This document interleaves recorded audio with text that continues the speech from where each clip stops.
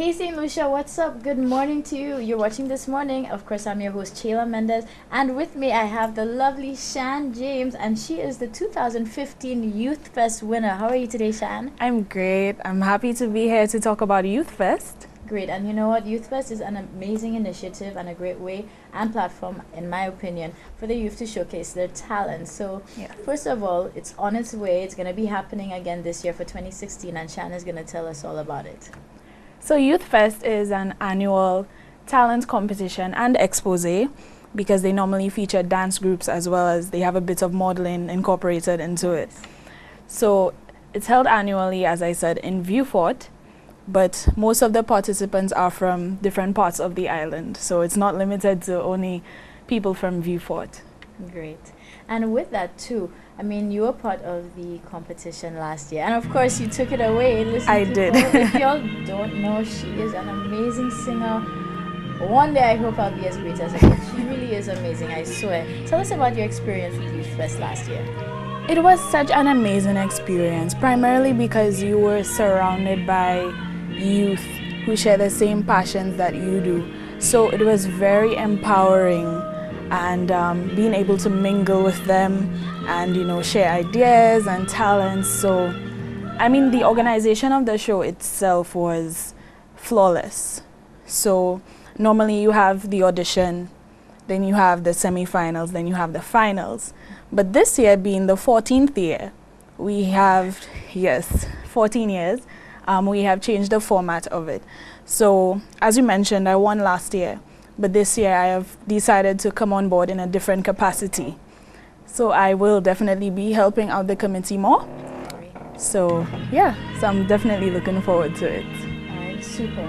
Now with it, you know, they always try to encourage people, especially the youth, of course, to be on board with it. And first of all, shout out to Esteban. I mean, I know you all have an amazing team put together, you know, young and old, but definitely a lot more younger folks involved as well. You know, how important do you feel it is for the youth as well to be involved in activities and events like this? Well, for one, these types of activities are geared toward the youth. So I think it's only fitting that the youth are directly involved in not only the production, but as well as participating in the event itself. So I do think that it's very imperative that youth take the initiative and, you know, put their foot forward and help out. Great. And you know what? There's so much talent here and so much undiscovered talent. So I think anytime there's events or avenues like that for it to be showcased is just something amazing. And again, the fact that it's not just limited to one area is fantastic. So again, you pull people out, the talent that you really just didn't know because you're in your small world. Yes. So of course, if persons want to take part, I know auditions, if I'm not mistaken, is still open, right? Auditions are still open. Like I said earlier, we changed the format.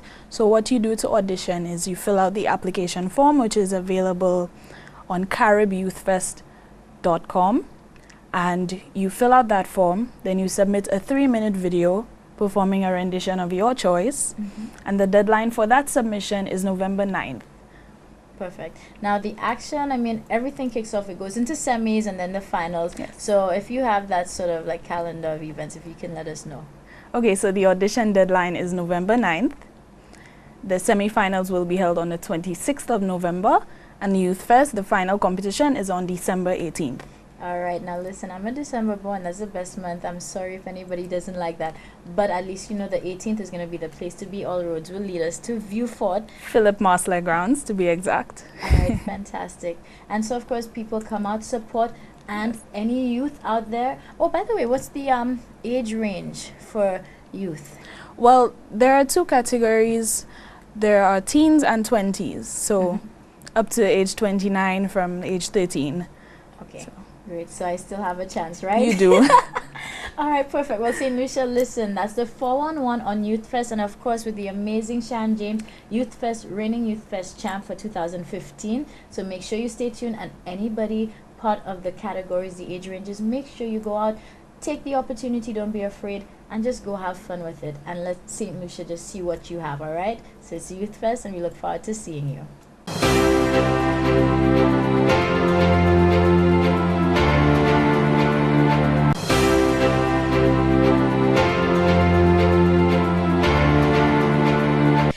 Lucia, good day, good morning. I hope everybody's feeling great. Thank you for joining us. You're watching This Morning. Of course, I'm your host, Sheila Mendez, and I am honored to be with Mr. Robert Lee.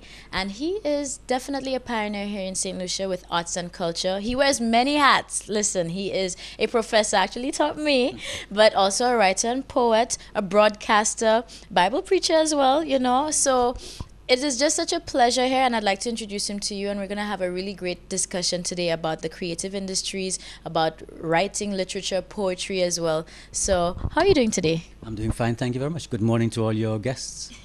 Fantastic. Now, you know, just as St. Lucia gets to know you better, and even for anybody who may not fully know of your works, if you can just let us know a little bit more about you and what you do. Well, I'm St. Lucian, born here, grew up in the La Clery area.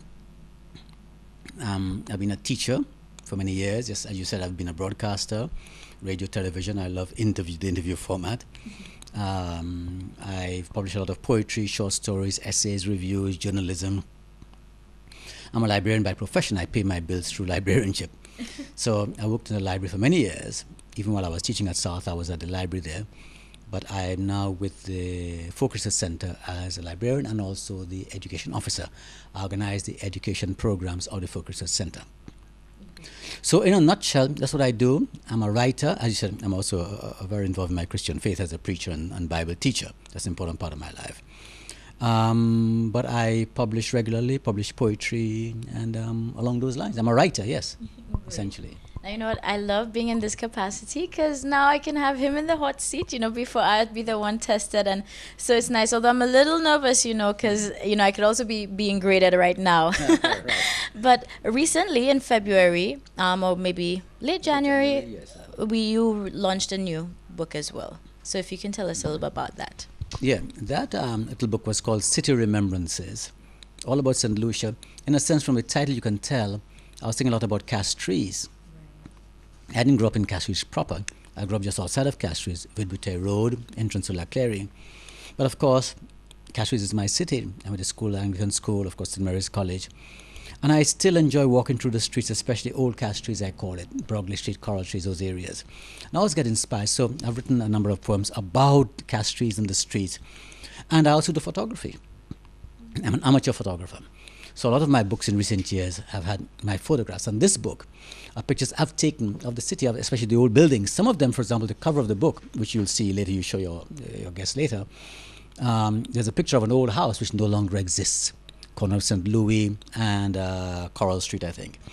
So I'm interested in that kind of aspects of preservation of our heritage and the old-time architecture. So the poems deal with my own journey through the city, my own city here in Castries, essentially.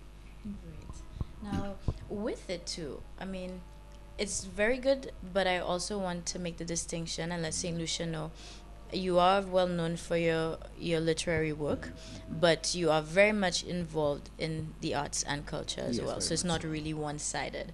So where do you really get your inspiration for the different projects and initiatives that you take on? In a sense, the Folk Research Center where I work now, in the 70s, was a great help to me and many of my own generation. You see, those of us who grew up in Castries, we didn't grow up in rural St. Lucia. My first language was English because my grandfathers were Barbadian. So I grew up in a home where I spoke English. It wasn't until the 70s, as a young man back from university, with Patrick Anthony, Monsignor Patrick Anthony, and the Folk Research Center, I began to go with them into the country to record programs of all St. Lucian's traditional culture, music, dances. And as I began to write more and more, my poems began to reflect St. Lucian culture, the Creole, the costume, the Wabduyet, the landscape. So I got to know St. Lucia a lot and St. Lucian culture through the Folk Research Center.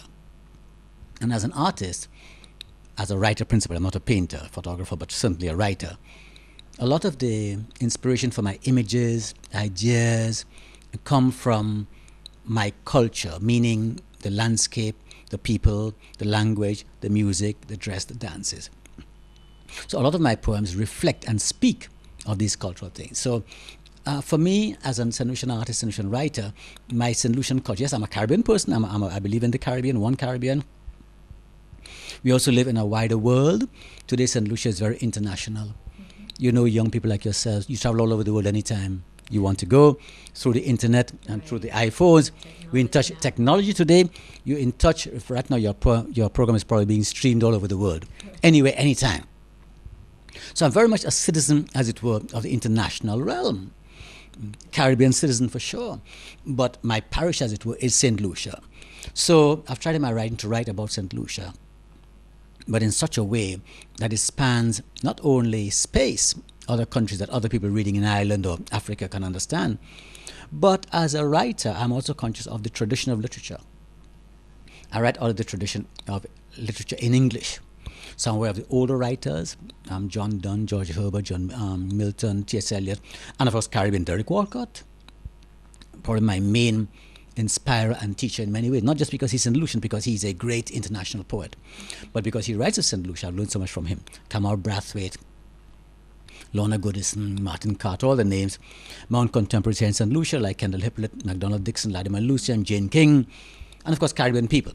So my writing draws on all these influences and inspirations from the past and the present, the world in which I live, the Caribbean, St. Lucia.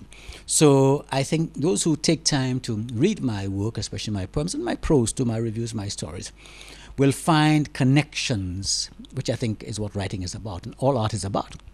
If you're a painter or a theater person or a dancer or a singer or photographer, you should be making as a serious art. If you're a filmmaker, let's talk film.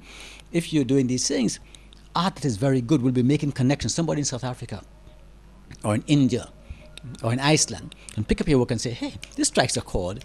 You know, he doesn't have ice, he has coconut trees, but hey, what he's talking about, being in a yard, watching his father eat mangoes, and my father eating something else, makes a connection. So I think good and serious and well-crafted art makes deep connections, even while you remain rooted in the soil from which you've come. And this is what I've tried to do and continue to try to do when I write poems. So my poems, I believe poetry should be substantial, should have substance. All art should have substance. Doesn't mean you can't be light or humorous or speak of more serious matters, love, faith, whatever, but it should be substantial. You should give your readers or your viewers, if you're an artist or a painter or a musician, something to really, connect with.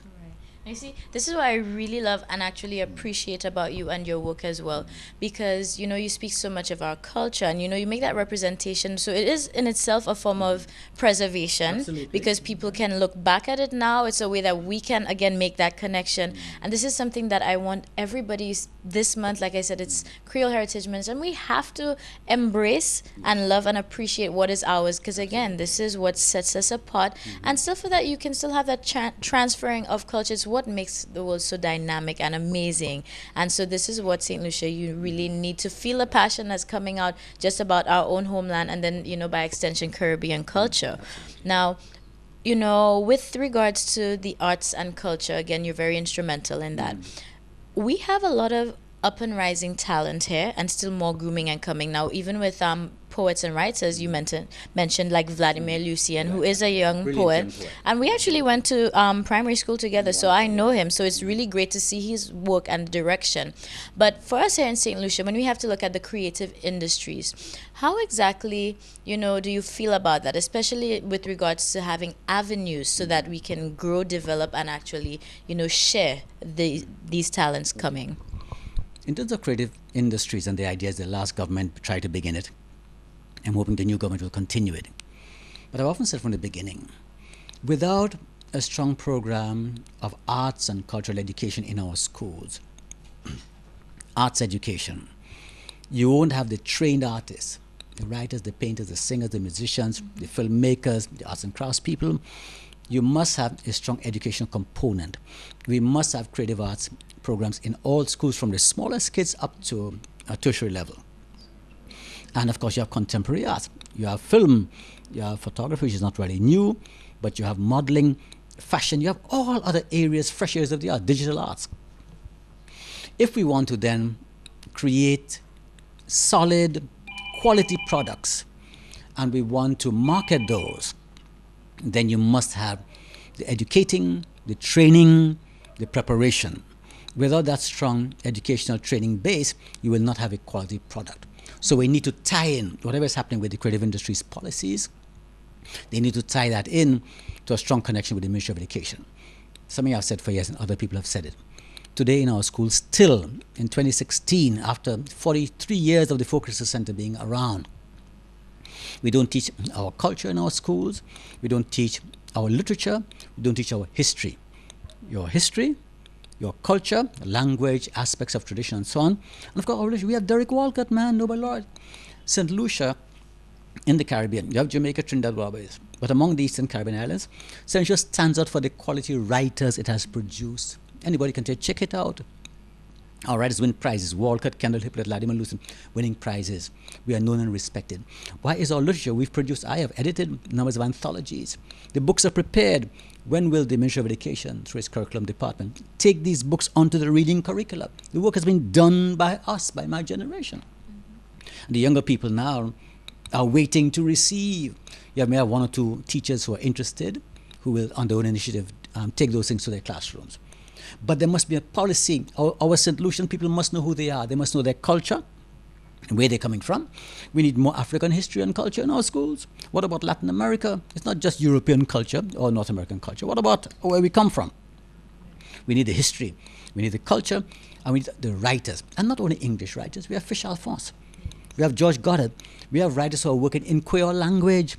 Excellent writers.